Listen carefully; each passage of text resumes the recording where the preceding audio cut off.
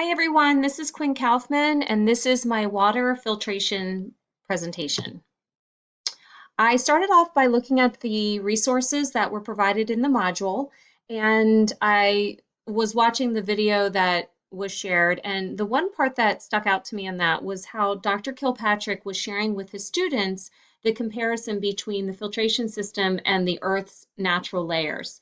And so I found this image that I thought was nice and clean and simple and easy to recognize.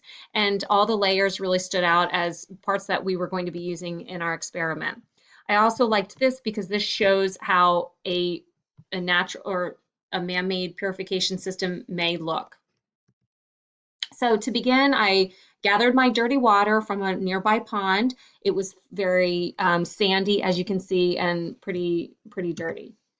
The materials that I had, as you all did, was the alum, the gravel, and the sand, which works together to remove any particles and bacteria from the water as it's straining through, and the charcoal, which is removing the toxins in the water.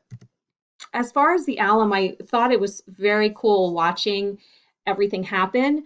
When I poured it in, it started bubbling right away, and it didn't take very long for the particles to start binding together. And I thought that was really neat. My daughter was watching, and she couldn't believe that that was happening too.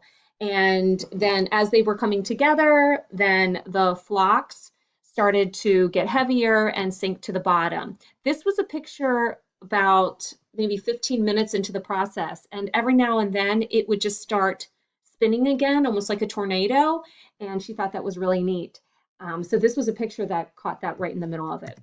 Here's a shot to show the before the alum was added and then after to see how it really separated, and most of the residue or sediment is at the bottom.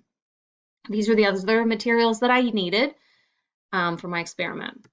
So then I got it set up. This is my assistant, and she helped me pour the water in through the different layers. The top layer was gravel covered with cheesecloth, and the next layer was sand. Then the third layer was the charcoal layer, and then the bottom layer obviously was the empty cup. In each layer, I also put a coffee filter to help with the collection. During the very slow process of the water dripping down, it came through, and this is all the gunk that was collected at the end in the cheesecloth. And we have a big thumbs up because the filtration system worked. Although it was still a little murky, there weren't any bits of particles left, so we thought that was a pretty good success.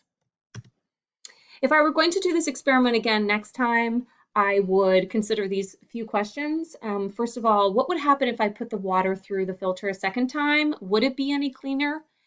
And would cheesecloth instead of a coffee filter on each layer help? I did not put cheesecloth on every layer, and I don't know if that would have helped. Some of the water was getting stuck on the gravel layer. Would bigger holes have helped the water go through, or would the gravel have gotten stuck? Those were some questions I had. As far as the inquiry continuum, there were certainly some things that made this more teacher guided, as far as the questions and the materials being predetermined. The resources were provided for us. However, there were definitely some things that gave me an opportunity to self-direct my learning. So I figured out the data, I researched the steps, and I made those connections to the natural world. I thought this was a great experiment to have a balance between both ends of that continuum. Thanks for listening.